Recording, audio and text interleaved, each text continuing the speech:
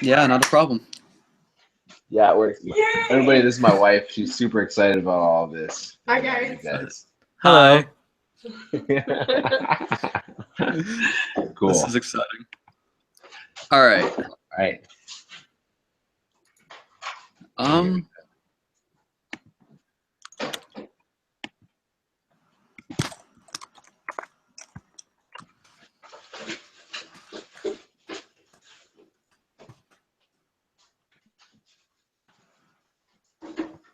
Okay. I just posted that we're live on the Facebook page. Maybe we'll see some people coming in. Mm-hmm. Yeah. Oh, we have 6 people. Already? Oh, Wow. shut up. Awesome. We are live. All right. So we click on this link too, right, Cars? What?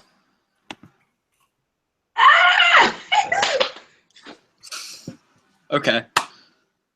Let's get into it, I guess. So let's introduce ourselves. I am Carson Okay. Weiser. I'm a moderator of Vloggers of YouTube, which is why we are all here. I freelance video, just editing, shooting, anything possible. Currently not in school. I am 19. I didn't feel like school was the right fit for me, and so I'm now experiencing whatever I can. And one of those avenues is vlogging. So, yeah.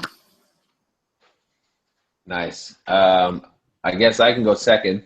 My name's Adam Hoskins. I'm a creator from Toronto, Ontario, and I've been making different videos and movies and stuff like that. No, I guess we wouldn't say movies, but whatever. Anyway, I do a lot of music production and whatnot where I'm at. I work out of a church, so they keep me pretty busy there. But I started vlogging just to kind of, like everyone else here, just to kind of tell my story. And I thought it was a really neat way. I was inspired by, a few different people like Casey Neistat and, all those kind of people and whatnot. But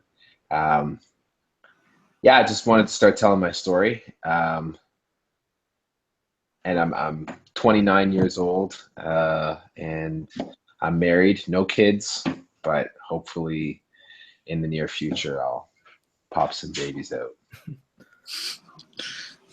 All right. Hi, my name is Raymond Fernandez, and I'm 24. I recently graduated with a degree in computer science. I started vlogging so that I could be more comfortable in front of a camera and to improve my communication skills and pretty much for attention. Being famous is, that'd be pretty cool. I do have some experience video editing from my other channel. I ran a gaming channel for a couple years.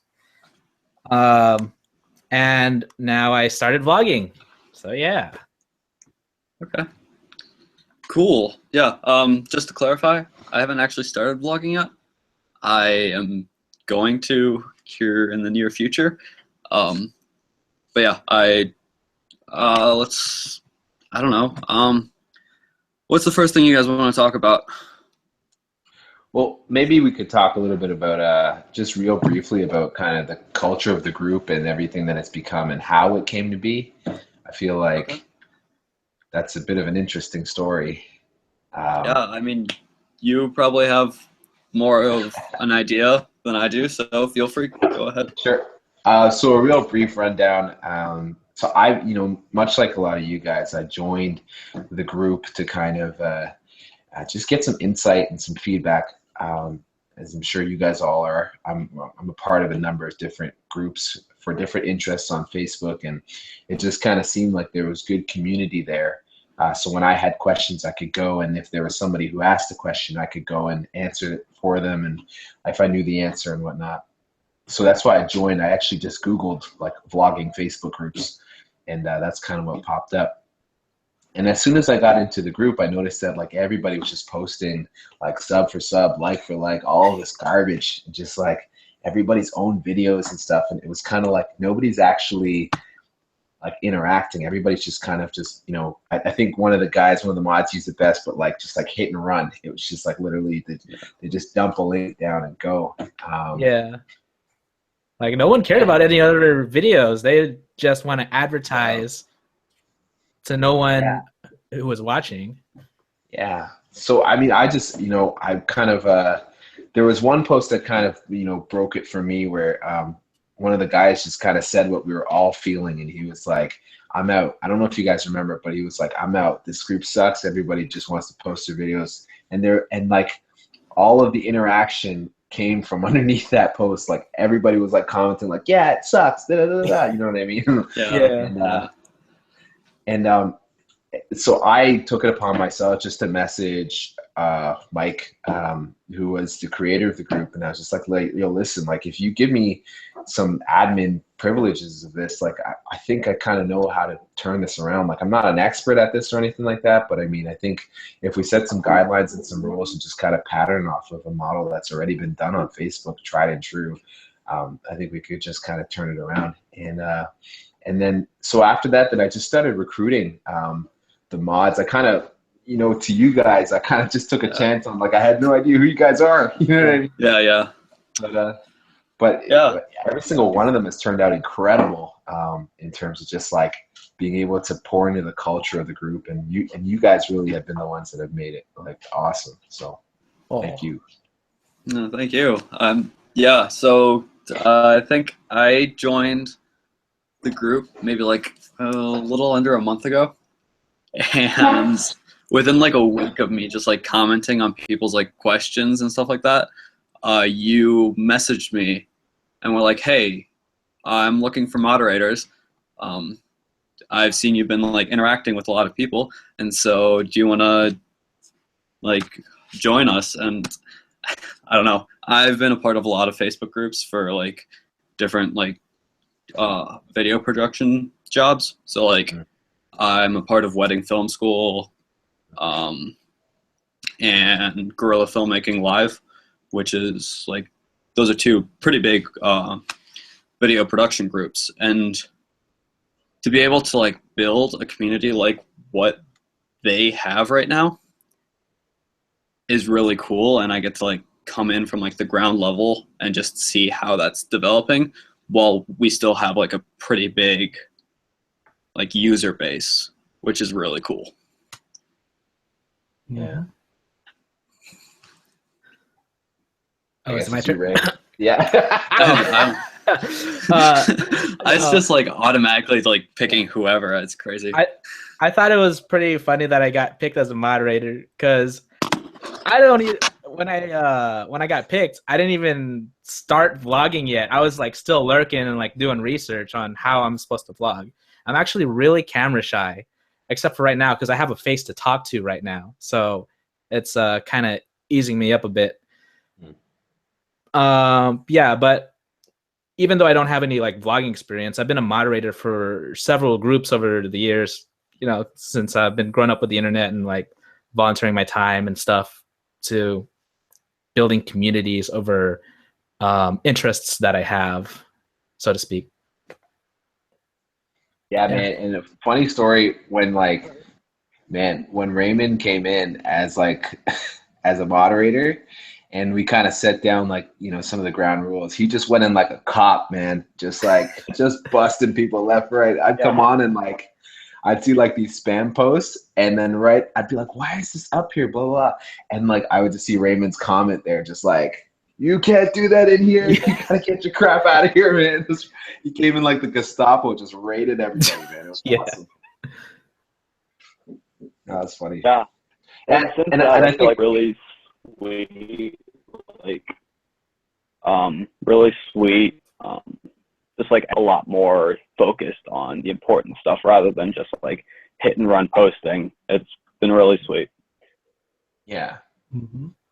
I think one of the key things that I would like to stress to everybody that's a part of the live stream is that, like, you know, our ability to moderate isn't based upon years and years of experience in vlogging. So it's just we're just guys who are invested in the community that we want to see, and that's it. Like, And I think that can go a long way. And there's enough wealth of knowledge in the group for people to be able to, you know, answer the questions that need to be answered. We're just kind of the ones that are, you know, we just want to be able to take everybody's thoughts and whatnot and kind of curate it in a way that is well done, you know?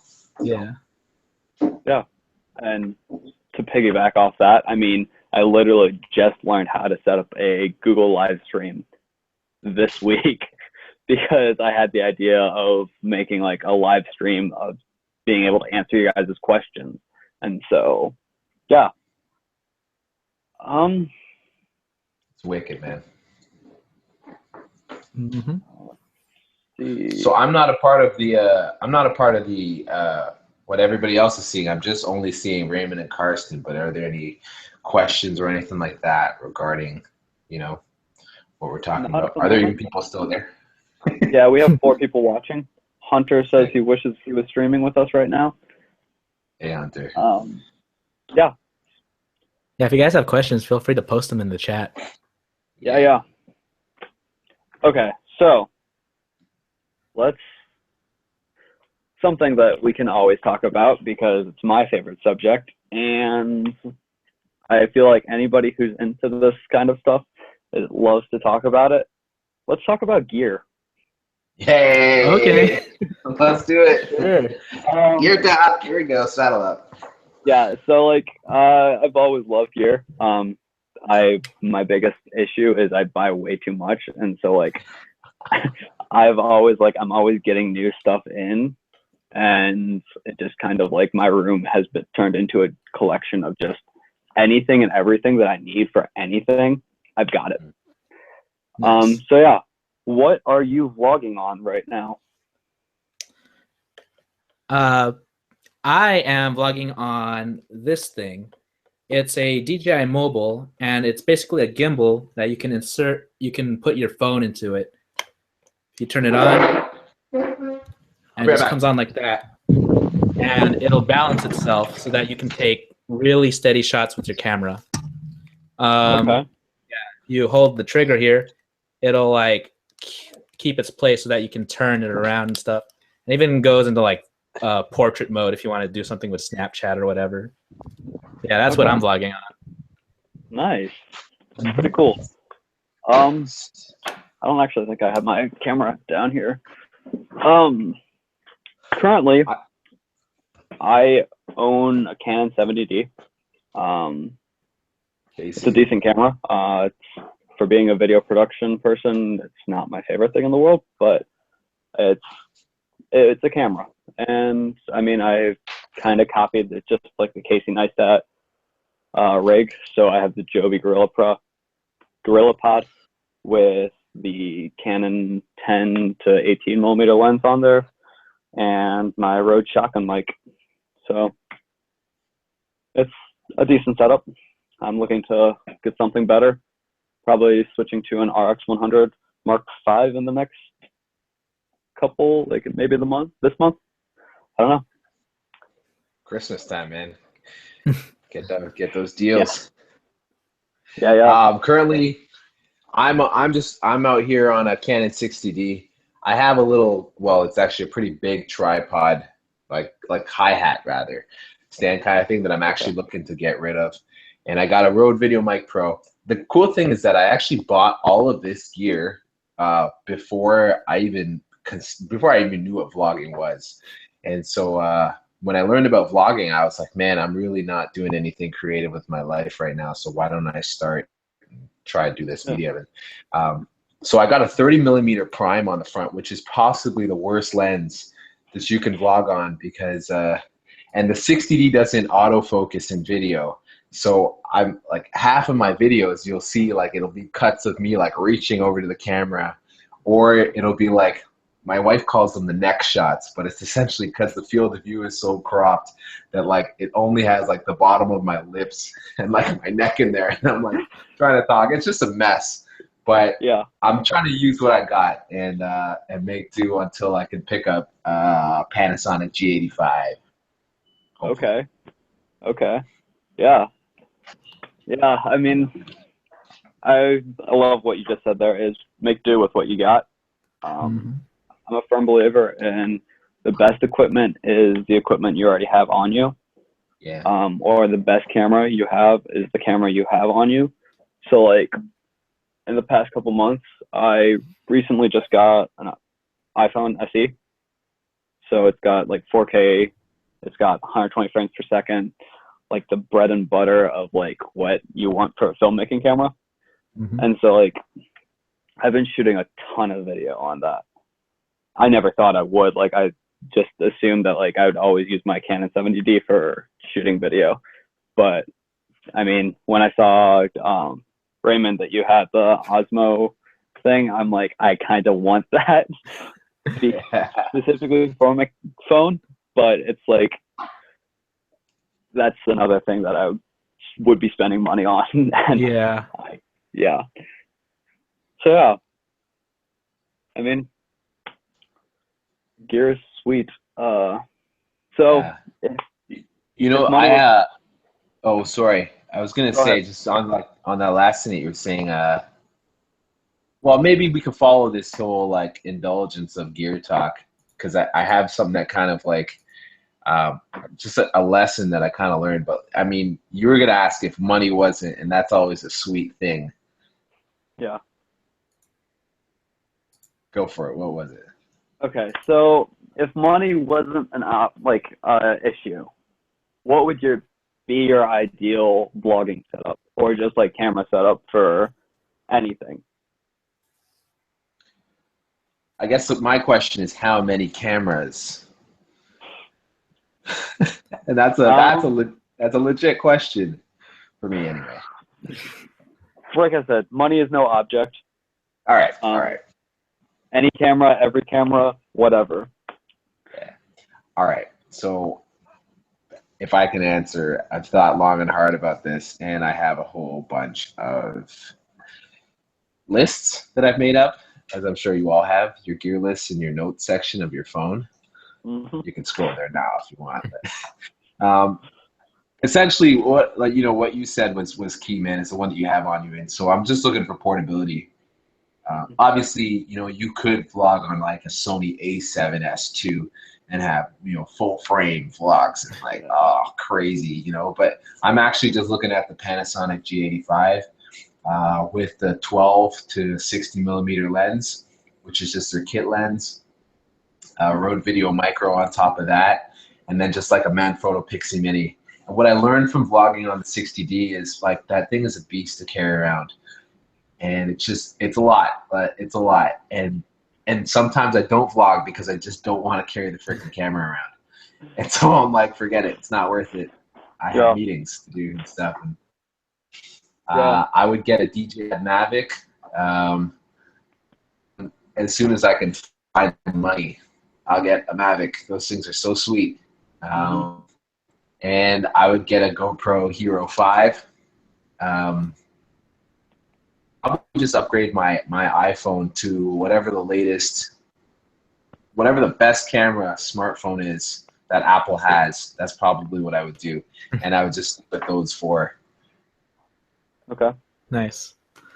Yeah, I would just put a bunch of cameras on drones and just fly everywhere and get all sorts of crazy angles, That'd be pretty sweet.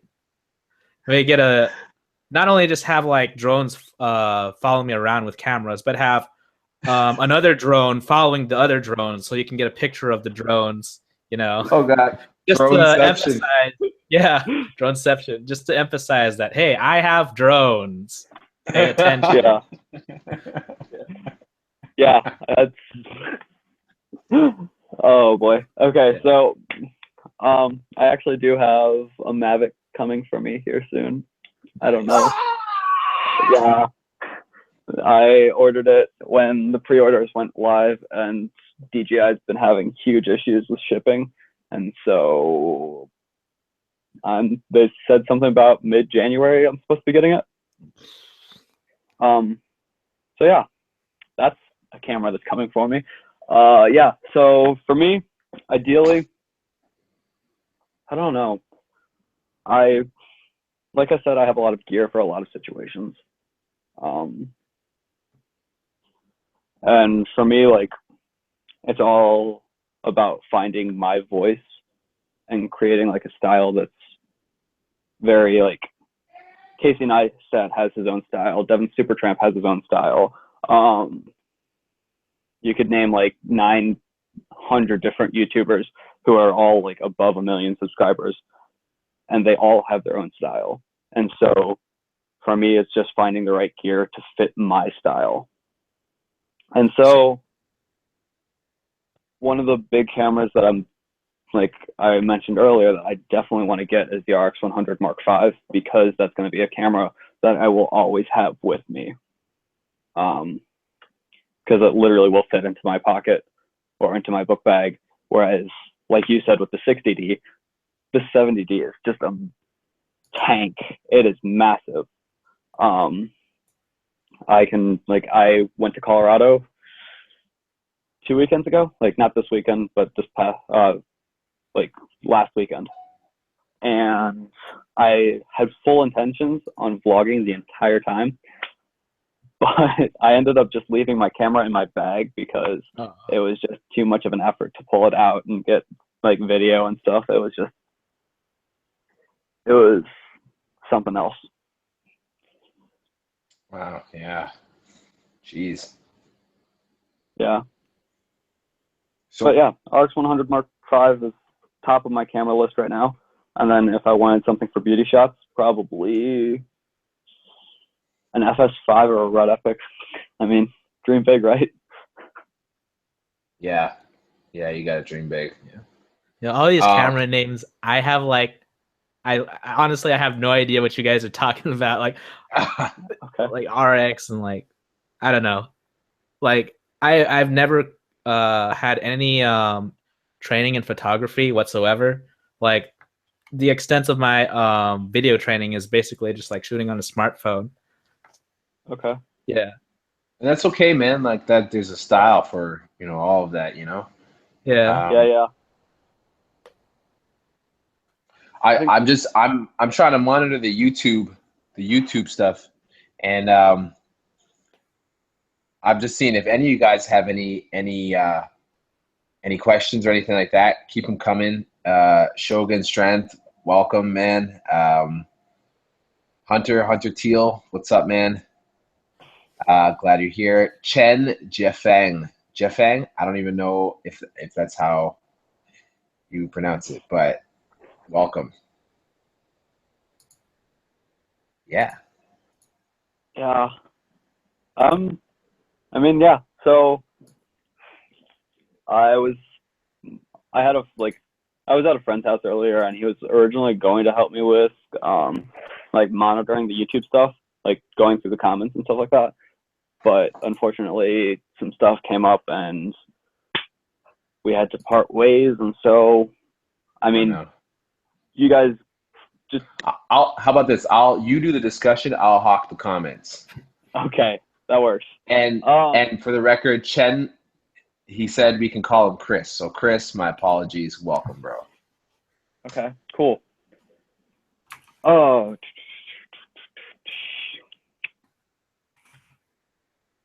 I'm trying to think of I'm looking through the things I wanted to talk about and seeing what would be the best thing to go into next. Pick something, man. We're game for it all. The head game that is vlogging. So, Raymond, you started doing something that kind of like is changing our Facebook group. It's pretty crazy. Like, I just wanted to get more practice talking in front of camera. So I decided to do something impulsively and just announce, hey, I'm going to start responding to comments on here with a video and just practice talking in front of a camera just to get over my social anxiety and get over myself, you know? And people started paying attention to this and thinking, wow, this is actually pretty cool. I'm going to try it too. Yeah, it's catching on. Even Shane, this guy, like just like butting heads with, he was like, yeah, I'm into that too. And he created a video response to my video response to his comment or to his thread. It's pretty great. Okay. Yeah, and we were talking with Glenn earlier when we were testing out the live stream, and he was talking, like, just made the joke that, like, YouTube's gonna have to, like, start, like, building more servers and, like, just to hold the information that, like, these video comments are gonna cause. Which honestly, I think that's why YouTube took down video responses, because it was just filling up too much server space. Yeah. But yeah, It's unfortunate actually, though. Yeah, that's a really cool idea. Community engagement. Yeah, it's like there's some days that I just don't want to sit down and type out like a wordy response about why this camera is better than this or whatever, and just to like be able to say, take out the phone and like record a quick like 30-second video and be like, yada yada yada yada is just a really cool idea, and at the same time you're getting over that like mental block that is one thing I find especially interesting is that it's obvious, but I'm not the only one that has like problems talking in front of camera. It apparently like inspired other people who are camera shy to start talking too, and then like there are more experienced people who have no problem just like giving encouragement to me and others who are trying this out. So I thought that was pretty cool. Yeah, I mean, for me, it's a big like mental thing also, because like I'm always behind a camera. I'm never in front of it. So it's just like vlogging is just that like this giant wall that I have to go over, is just being able to talk to the camera naturally and that sort of thing. So like this right now is easy because it's like I'm talking to other people, but just talking to the camera and not feeling like I'm a doofus is just going to be crazy. Yeah. All right, so we got 3 questions from Hunter, who's got his vlog, which is The Life of Teal. And the first one's actually really cool. He says, when should you tell your friends and family about your vlog? When you guys go ahead and weigh in on that. Personally, I think you should tell them when you actually have a video up, at least one. Because there are actually people out there who comment, hey, check out my channel and subscribe, but they don't have anything on there for anyone to see. It's just like, what's the point, you know? Yeah, that's I get that. Karsten, what do you think? Yeah. I don't know. I think once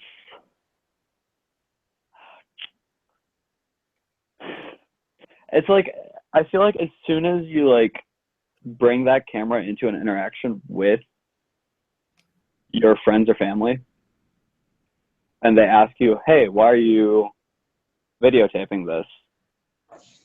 You can just be like, oh, I'm vlogging it. I decided to start a YouTube channel where I'm vlogging.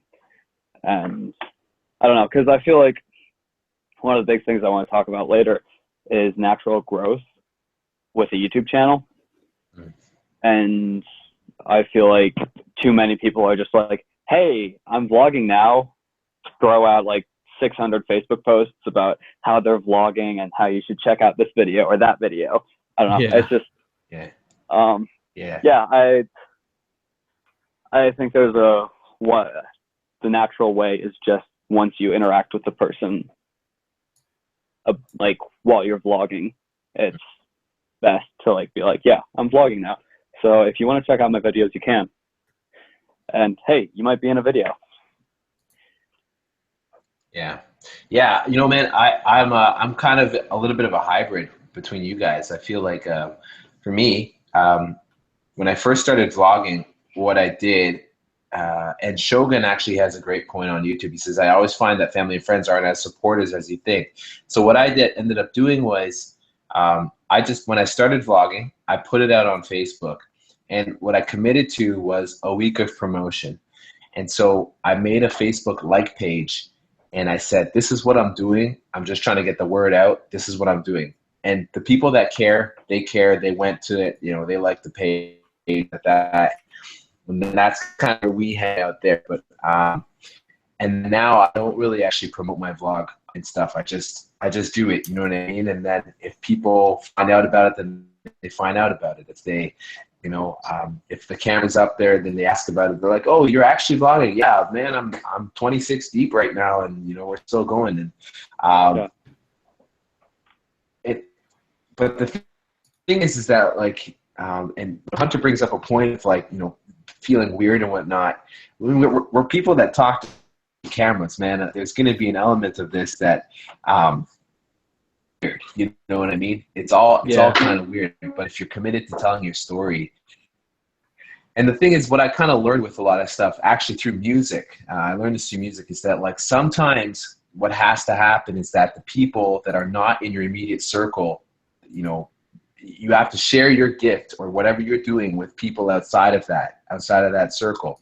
And as you kind of build up outside of that, those, you know, the people who respect you outside of your immediate circle, you know, will come in and will tell you, or will tell the people in your immediate circle about what you're doing. You know what I mean? So, so in that sense, it's kind of like you're kind of getting validated completely outside of your immediate friends and family and all that kind of stuff. And then those same people that validated you first, those same strangers that validated your vlog first, are going to be the same ones that are going to show your family and friends that like, no, like I'm one of his 3,000, 30,000, 300,000 subscribers and whatever. And then your family and friends are going to be like, oh, okay, I get it. Like it's actually serious. Yeah. It's a good way to put it. I agree. I totally get it. Yeah.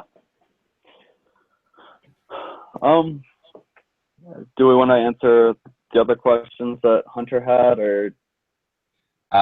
Yeah. So, I mean, briefly, okay. So his next question was, how often should you upload? Before we go into that, I just want to say, Hunter, it's just like making a like page. He asked, how do you make a Facebook page?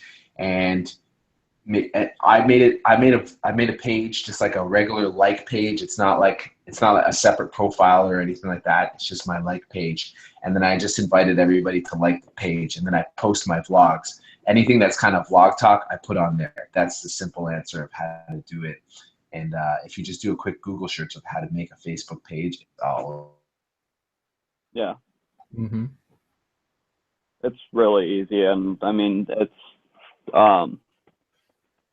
I mean, I had one for a video production company that I started, and I think the hardest part is making sure you're like keeping up with the content that you're posting on there while simultaneously posting stuff on your actual Facebook page. Yeah. And so, yeah. I recently watched a video where it seems that YouTube's algorithms have changed. A lot of the big YouTubers are really feeling the change. Like PewDiePie just came out of a video complaining about how his views are going down. Even his like daily vlogs. All of his prior content is not getting as many views as it should be. Another YouTuber, Matt Pat, who's in charge of game theory, he made a video on this too. So basically, it seems that the algorithm has changed to where they're putting more of an emphasis on new content. So recently in our Facebook page, we've been getting a lot of threads that are talking about this 48-hour limit, where if your video doesn't get a lot of comments, a lot of feedback, a lot of views, if it doesn't get a lot of attention, you know, it doesn't rank as high as everything else. Okay. Yeah. So what this means is that your old stuff is going to be pushed back further by all this new content that's like getting put to the top. Yeah. Hold on. Yeah. So for more information on that, I really recommend checking out Game Theory's latest video on it. It's really interesting. I don't know how it affects us, because like, you know, if you're starting out and you'll have like less than 1 million bajillion subscribers, then I don't think it really affects us that much, personally. Yeah. I don't know. I feel like, yeah, um,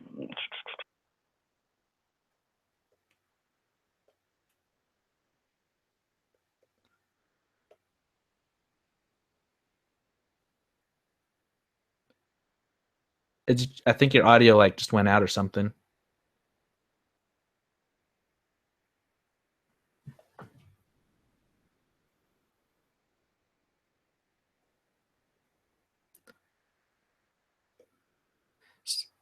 Well, while you fix your audio, I guess I can or is it my audio that's not working? Can you guys hear me? I can hear you. Okay, cool. So one thing that's interesting is even though YouTube's um emphasizing like daily stuff and like trying to get people to um push out more content every day, daily vlogging seems like a bad idea. There was recently a video that came out um, that talks about I don't even remember whose video it was, but there's like a lot of daily vloggers who feel burned out, you know, and they have to take a break from daily vlogging. Casey Neistat is a very big example. Um, so it seems like this change in YouTube negatively impacts daily vloggers or any vloggers. And like the only people who can consistently keep up with like pushing out new and interesting content every day are like big media companies, I think. So you'll see more of them like BuzzFeed, CNN, all the traditional media powerhouses rise to the top of YouTube.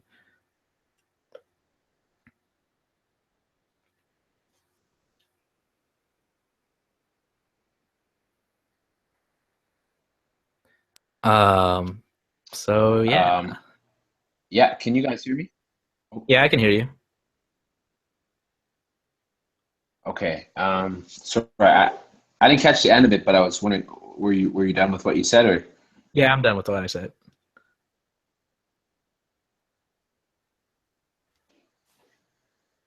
I'm done. Next Some topic. crazy lag going on here. Yeah. All right, so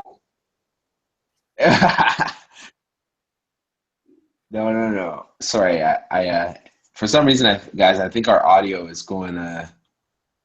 It's going here because, geez, it's crazy. I can't hear anybody. Oh, hello. I can hear you now. Yep. Okay. Just making All sure. right. Yeah, that's quiet. Perfect. I'm gonna go straight to. I'm gonna turn my camera off, just so I can hopefully get a better feed. You guys don't need to see my face anyway. Okay, so just in regards to the whole daily content thing and how often should you upload and all that kind of stuff. Um, yeah, I think what we need to understand, what everybody kind of needs to understand, is that uh, vlogging is a very finite thing. Um, it's very much a temporary thing. If you look at it, Casey Neistat vlogged for 18 months. There's a guy that I watch out here in Canada who went for 9 months. Um, it's a very temporary thing, and because of that, uh, I think you kind of need to set that date. Set that time period for how long you want to vlog for, and and then after that, you just have to really count the costs of being able to upload every day. YouTube does favor new content, but the trouble is that, to push out content, good content, high-end content every day, it's really difficult to do. And so, what we're seeing is a lot of people are saying, hey, I'm going to take a break from vlogging because it's just too much and blah, blah, blah. But I think the reality is that, like, it's a very finite thing. So my suggestion is, like, in terms of, if you want to have a high output of content, set a time frame for yourself. So, like, I'm only going to put out high end content for 6 months, and we'll see how that goes. And then after that, I'll reassess and to see if I can still do this, if this is something I still want to do. So that's my thoughts on how often you upload. Cool. Yeah. I agree. Yeah, man. Yeah. Yeah. Yeah. Hey, Karsten, you there? Hang on.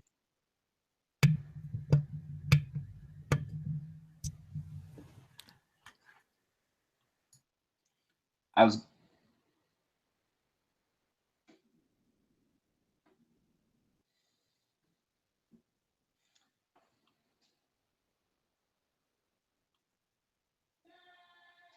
Um, Raymond, while we kind of wait for Karsten, I know he kind of wanted to talk about this, and hopefully he can jump in on this. But uh, the big topic in our group is promotion. You know what I mean? It's about promotion and how do we promote our channels? That's a good question because apparently views and subs don't really matter as much as retention and watch time. You want to get people to keep coming back to your channel every day. That's another one of the things that YouTube is pushing nowadays. So personally, I think instead of doing like sub for subs and just spamming your stuff everywhere, try to build a sense of community, like make a fan page, get involved with your fellow vloggers, your fellow YouTubers, comment on their stuff, give some feedback, and then humbly suggest having them watch your channel in return, stuff like that. Yeah, I Yeah. totally agree with you guys. Yeah. One, like, just kind of based on like what you were saying also is I something that if you like watch a lot of Casey Neistat's videos, is that one thing he always talks about is really like having the passion for what you're doing. And so to me, I feel like subscribers and views don't really matter as long as you're like enjoying what you're doing. Yeah. Like I was saying with like the that I do a lot of video production jobs. I reject maybe like 80% of the jobs I'm offered because I only like accept the jobs that I really want to do. That like I'm really like, yeah, that I love that idea. I really want to do that. So I'm gonna like full force push through that project because I'm just totally in love with that idea. And so I mean, I don't like that means at the end of the year I might not have made a ton of money off of gigs, but I'm still really content with the gigs I did work because I really loved what I was doing. And I feel like if you have that attitude towards your YouTube channel and you're not worried that you're not getting a lot of views, that you don't have a lot of subscribers, that your view retention rate is like crazy numbers or whatever, like somebody watches you from like literally every second all the way until you end, even if you have like a end bumper or whatever. It shouldn't like that shouldn't matter as long as you're having fun with what you're doing and that you're just going crazy with it and you just love creating content. Yeah. Yeah. Well, sorry, keep going if you're not done. No, I'm good. Well, yeah, I totally agree with that, man. And I popped I'm trying to pop a link to a guy. I'll put his name down in the comments. But essentially, his name is Gary Vaynerchuk, and I'm sure you guys have probably heard of him. And this guy is a marketing guru. He's a marketing genius for the current day and age that we're in. So he really understands social media and whatnot. And I think the thing is, like, if we watch Casey Neistat, we won't actually get a good picture of how Casey Neistat markets because we're actually his target audience. But if we look at somebody like Gary Vee, essentially, what we can learn from this is he actually wrote this book called Jab, Jab, Jab, Right Hook. And what he essentially was saying, it's like this parallel of boxing, and how in boxing, what you do is you essentially set up your opponent with a series of jabs so that when the hook lands, it lands in the place exactly where you want it to land, and the people react in exactly the way that you want them to react. And what he likens that to is essentially giving. You need to be giving so much that when it's time to ask, that people feel as though you've given so much, so therefore that's what I'm going to do. I'm going to do what he wants because he's given me so much. And the thing about it is that if you look at Casey Neistat, he's a content creator. He just gives every day for the daily vlog. He gives, he gives, he gives, he gives. He puts out these videos and all this kind of stuff. Then do you remember when he asked for that guy Marlon for help for his thing? He had to shut down the campaign because so many people gave to that. Because Casey hardly ever asks, but he gives so much that when he does ask, that everybody reacts to it. And that's the thing that I think that us as young vloggers, if you will, don't really understand, is that, like, we're right now, we're trying to get as much as we can. But Gary actually flips that on his head. He's like, no, you actually need to give as much as you can, because as you give, people are going to see you as somebody that they can get from. So they're going to keep coming back to you. And I'm totally with you, Carson, on loving what you do. And Gary has this the same thing where he says that, like, your content is king. Like, it doesn't matter where you post, where you advertise and everything. We got to understand that advertising is simply turning someone's head to look at what you're doing. But their attention won't stay there if what you're doing is crap. You know what I mean? It's like, hey, they'll look at it, but if it's not a beautiful picture, if it's not art in some way, if it's not something that communicates that you love what you're doing, they're going to be like, oh, it's a waste of my time, and turn their head elsewhere. And then when you call them back to turn and look at it, they're going to look and be like, it's the same one again. So you're going to have to try double as hard to get their attention the next time. So this is why I kind of got heated in the group. I mean, I didn't really get heated, but I had some. I've kind of labored some arguments in the group where people are like, oh, how do I market and where do I do that? And it's like, no, like, listen, just put out good content. Just give. And as you give, as soon as you ask, then people, you know what I mean? Yeah. So, and you'll know the time to ask. You'll know when you've given so much that it's like, okay, it's my time now to ask. Does that make sense? Mm-hmm. Yeah, I totally agree.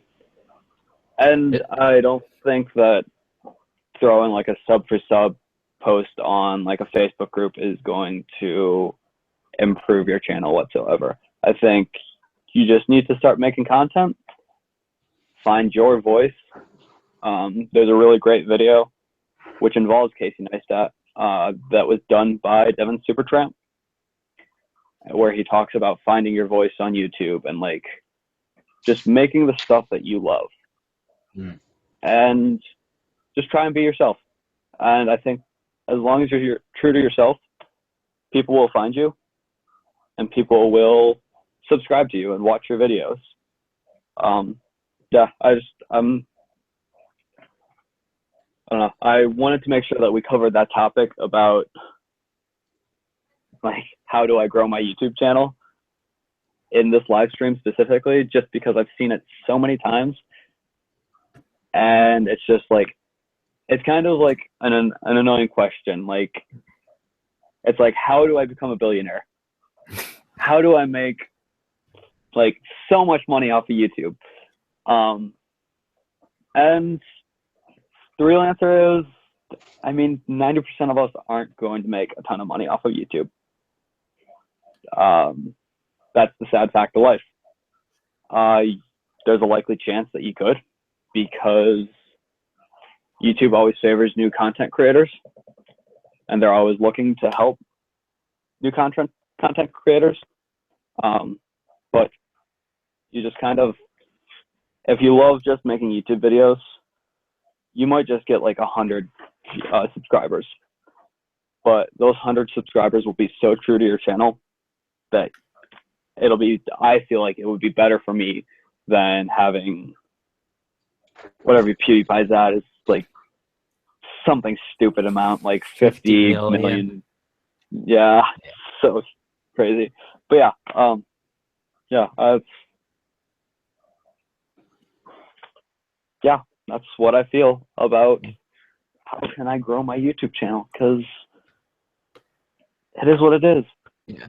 Going back to that give, then ask thing. Actually, one of the people in our group is actually doing that right now. There's this guy named Jethro in our Facebook page, and he would give out feedback and encourage other people. He would actually check out their channel and leave a comment or two, tell people that they'd subscribe. He even went into both of my channels. On one of them, he said, "Oh, I'm not really into gaming, but I'll check out your other channel. Keep up the good work." And then he went into my first vlog that I did and like did the same thing. You know, gave me some feedback, gave me some encouragement. He even subbed me.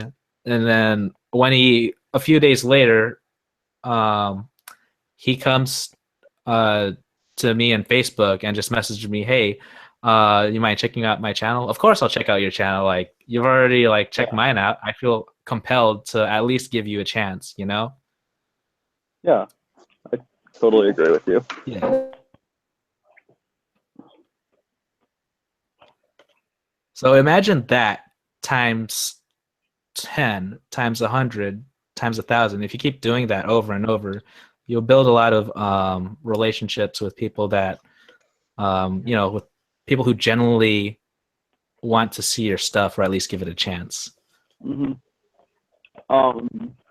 One of the big things that you learn working in a media industry is it's all about marketing and like communicating with people and just like getting like those interpersonal conversations with other people. So like you can have a like mind-blowingly awesome video. It's just going to like, it shows off all of your skills and it just like amazes everyone who sees it. But not a lot of people could see it, and not a lot of people could appreciate those skills because you don't market yourself to other people. So like you have to go to like conferences and talk to other people and just like build up relationships with those people, because at some point down that road, that person is going to be like, "Hey, I know this really sweet dude who made this sweet video. I think he could help you, and I feel like you could benefit from his skills in your guys' videos." And yeah, I feel like vlogging is the exact same thing. You just have to start talking to people about it, and just so Guys, I just wanted to say I'm going to have to check out. But man, like guys, thank you so much for this chat, man. You guys have been unreal. And for everybody who is watching now and who will continue to watch, I just want to say all the best to all that you guys are doing. Karsten, Raymond, you guys are primo mods, man. You guys are awesome, and I'm so privileged to be a part of the team. And yeah, so thank you guys so much. Let's do this again. I know you guys aren't done, but let's do this again, man. This was sure. This was for sure. Yeah, I actually was guys, just looking at the time, and I'm thinking, maybe in another half hour, and then we'll be probably done. Mm-hmm. Cool. I gotta wrap up now, but okay. All right. Yeah, man, it's been great, guys. Anytime you guys want to set it up again. And for those of you guys who are watching on YouTube, if it's leave some feedback in the group as to how it went. Was it informative? Was it good? Kind of rate it. So, all right. Yeah. See you guys. All right, see ya. It's been good. Yeah. So like Adam was saying, if you guys have any suggestions on how we can do this better next time, or ideas of what we can talk about, feel free to like throw it into the Facebook group or send one of us a message on Facebook. I'm always willing to hear creative criticisms from you guys and just to know what we can do better as moderators and admins of the our Facebook group, and just like what we can do better on these live streams, because I too do this like once a month maybe, just to like what we see in the past month coming through our group a lot, and see like what kind of conversations we can lead in these live streams and just answer your guys' questions. Yeah. Yeah. So in this before last half hour, what? I was gonna say before we started this live stream, you mentioned that you had like some sort of like controversial opinion regarding the vlogging that not everyone shares. Do you want to go into that, or? Yeah. Okay. So, I've one of my biggest struggles with debating whether I wanted to start a vlog is whether that's an interesting enough video for people to watch. I feel like right now there's so many vloggers out there that just make so much content that it's just like an oversaturated market, and there's nothing truly unique in the vlogging game right now. And like when Casey Neistat jumped in, he like totally revolutionized the vlogging game. He like changed what like equipment people were using. He changed the style of editing. He changed like literally everything about vlogging. Just became the Casey Neistat thing. And so for me to like think about what I'm gonna do when I start vlogging is like this thing that like I work a full-time job. I work freelance gigs on top of that full-time job. So for me to start a vlog, I need to know for sure that I'm creating interesting content that people want to see. It's just like I don't want to like throw content out there and hope that people watch my videos, because I don't know. I feel like one question you guys always need to ask yourself before you start vlogging, or even if you are vlogging right now, is would I want to watch this video? It's just like, I don't know. I watch a ton of like different vloggers from time to time. I don't watch them consistently, but it's just like it feels like there's so many vloggers that are just doing it to vlog, and that it's like the most watched content on YouTube right now that they're doing it. It's like PewDiePie. He shifted from a gaming channel primarily to start doing vlogging, which is like, okay, cool. I mean, I watched you for your gaming videos. Those were funny.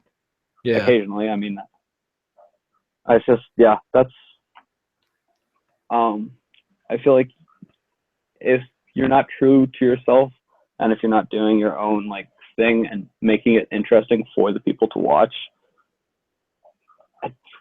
why start vlogging? I guess that's my opinion, at least. I don't know. Yeah, no, I totally get you. And actually, I had the same concerns about streaming games. Like, you know how like Twitch is a really big thing, but there's like so many Twitch streamers, and I personally couldn't see myself, talking to a live audience while I'm gaming. You know what I mean? So I kind of was interested in streaming, but I have the same concerns as you have. But when it comes to vlogging, it's the sort of thing that I think I could do for myself, and just have personal goals in mind, and then use that to I don't know. You just use that as motivation. Yeah, I mean, I understand your viewpoint And I don't think it's actually that controversial. I think a lot of Okay. people have that concern, like, man, is anybody gonna actually watch what I do? I think it was Casey Neistat who said that it's all in the editing. So if you, I think he's onto something there. If you can find a way to edit your videos and make a compelling story through your Yeah. edits, then you can make a name for yourself. There's a very common phrase in video production that like everybody who works in video production hates because it's like the general mindset that a lot of people have, and that's we'll save it in post, which means like anything that you're shooting can be fixed while you're editing. Which is like I feel like that's like that mindset that like it's all about the editing. I feel like editing is cool. It can make your vlogs really pop, but as long as you're making like content that's interesting visually to your viewers, I feel like that's like more important. Because like yeah, story is king, but your editing is not going to create a story.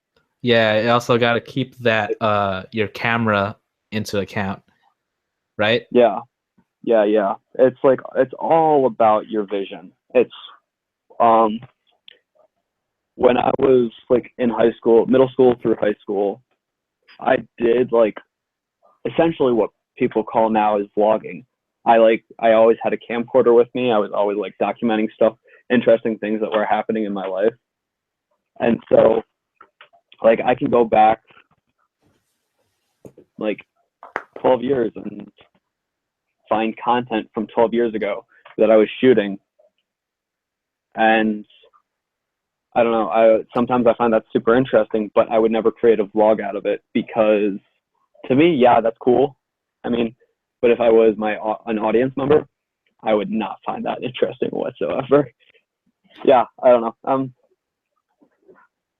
It's just like I'm getting in the like mindset of trying to start a vlog, and probably not a daily vlog, but like just a vlog in general. And it's a lot of questions that I've been asking myself: is my content interesting enough to do a vlog?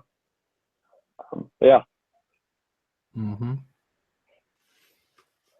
All right. Are there any questions right now?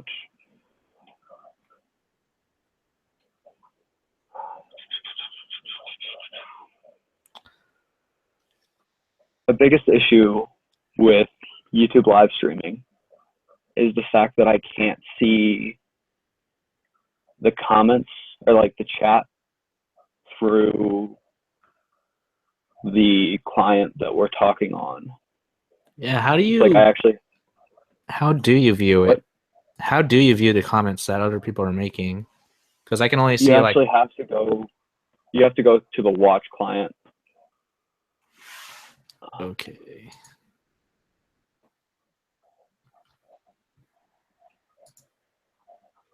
Yeah.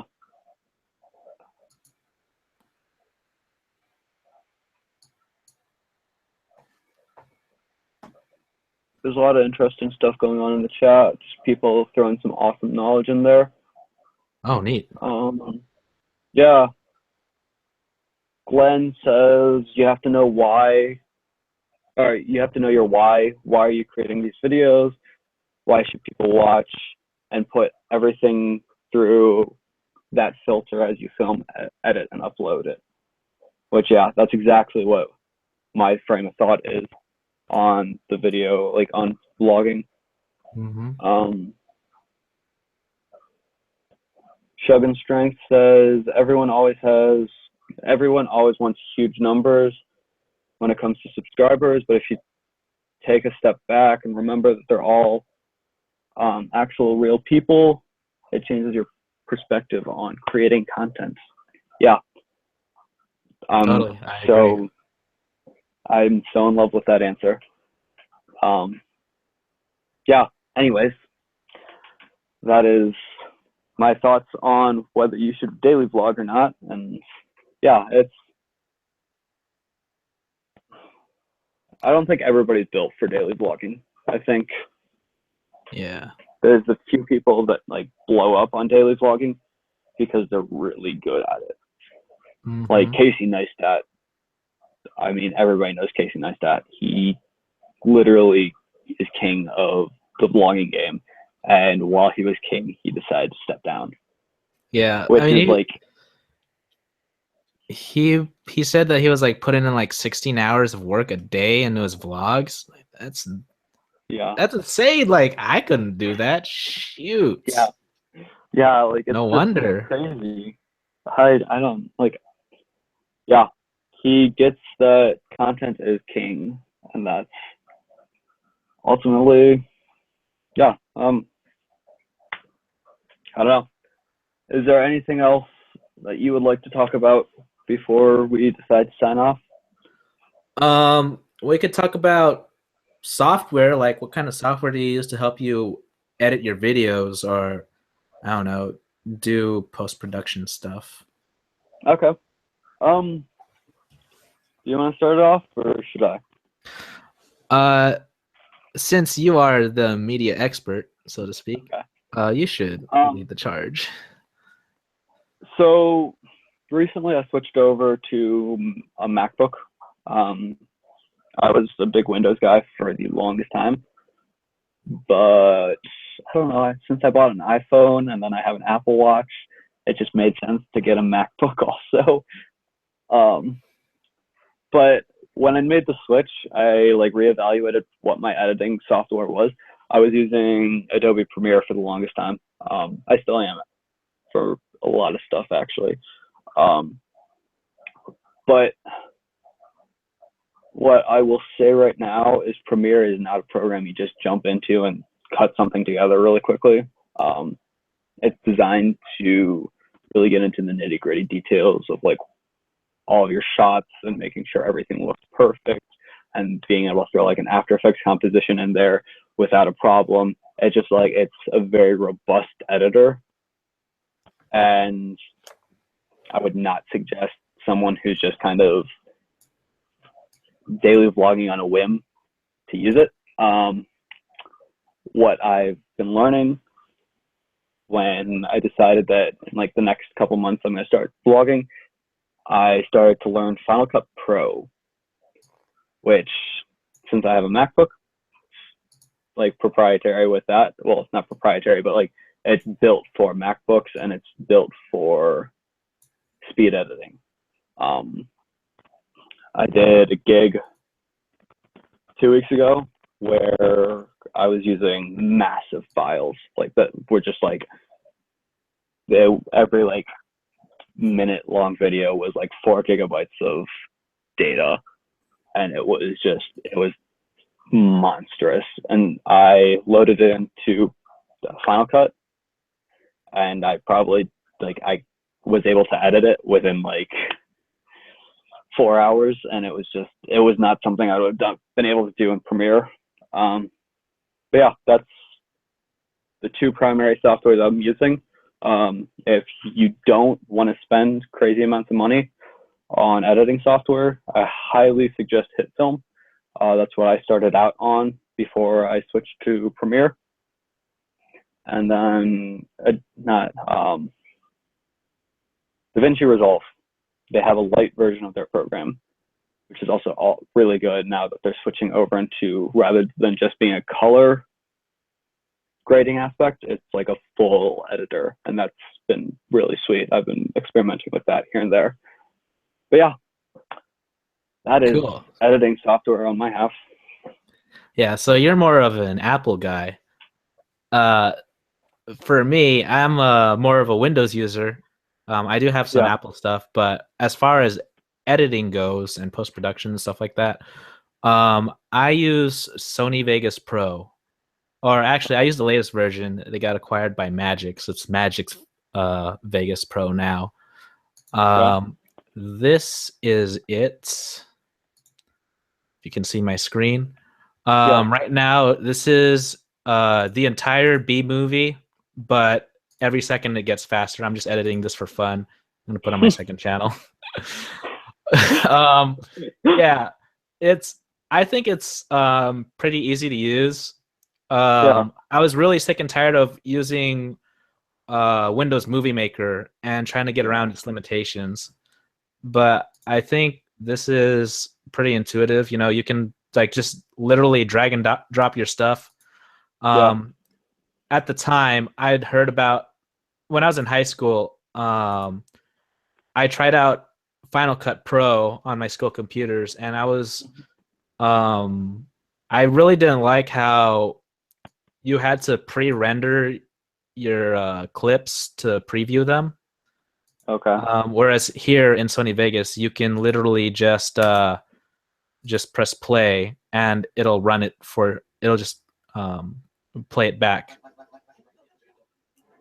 Okay. Yeah. Haven't. It's not free, but if you're tech savvy enough, if you know where to look, you could probably get it for free. I'm not suggesting that you pirate it or anything. I'm just informing the audience for educational purposes. Yeah. Yeah. My opinion is if you're not going to make money off of it, It doesn't matter. yeah, I work in the media industry, and so I pay for all my programs because the people are making a living off of my hard work, so they should get the money, part of my money, because they're allowing me to do my work. Yeah. Yeah. I have a similar Yeah. sort of view as someone who writes code. If I'm using like software development tools, like I want to pay for them. Yeah. Although right now I'm not really in that position because as a student, companies give out lots of free stuff. Yeah. So yeah, I totally get you. Yeah, the Adobe student discount, lifesaver, especially if you're in college. It's so great. Unfortunately, I can't use it anymore because I'm not in college. But yeah. Oh, bummer. So yeah. Yeah. I never actually have looked at Vegas too much. Switching like just I don't know. I spent a lot of time in Premiere when I was younger, and I've never really had any reason to switch off until I bought a MacBook. So yeah. Yeah. That really just comes down to preference, I guess. Yeah, I totally get it. I love that like in Final Cut, everything renders in the background, and so like Premiere, you have to like I'll hit a point where my videos just won't be playing back. It'll be like one frame every second, or not? Yeah, one frame every second, and it just like I have to go sit there, render it for like 8 hours, and it's just the worst thing in the world. And so sitting down in Final Cut and everything's like the sections I'm not working on are rendering in the background, and so like I'll work on one section of video, and then I'll jump over into the like earlier section of video, and it just like it's already rendered for me, and I can just watch it back really quickly, see what I need to tweak, and then like the other stuff that I was working on just like a couple minutes ago is already rendered. Is just like a lifesaver and makes working with 4K video like literally a breeze. Oh wow. Nuts. Yeah. Yeah. That's probably the biggest selling point for me for why I'm making a switch to Final Cut for like speed editing. So yeah. Mm-hmm. So yeah, that's the end of our first official live stream. Yep. I hope you guys enjoy what you saw. Feel free to leave comments, criticisms. We have 8 viewers now, which that's more viewers than we've had all stream. Yeah. Right at the end, unfortunately. But yeah, I'm gonna make this video active on my channel, so you guys can go back and watch through what we've talked about. If there's anything that you guys want to ask us, feel free to leave comments in the posts that we'll be doing on the vlogging group. Yeah, that is stream number 1 of Vloggers of YouTube. Next time we might have more people. I reached out to a person that's fairly prominent in the vlogging game. They said that they might have time in the future to jump in on our stream once in a while, just for like 5 minutes at a time or whatever, just to like throw in their 2 cents here and there. But yeah, that is it. Cool. Yeah, if you guys have any questions, throw them in the comments. We'll get to them next stream probably, whenever that is. So yeah, that is number 1 down in the history books. Yep. More to come. So yeah. Peace out. See ya.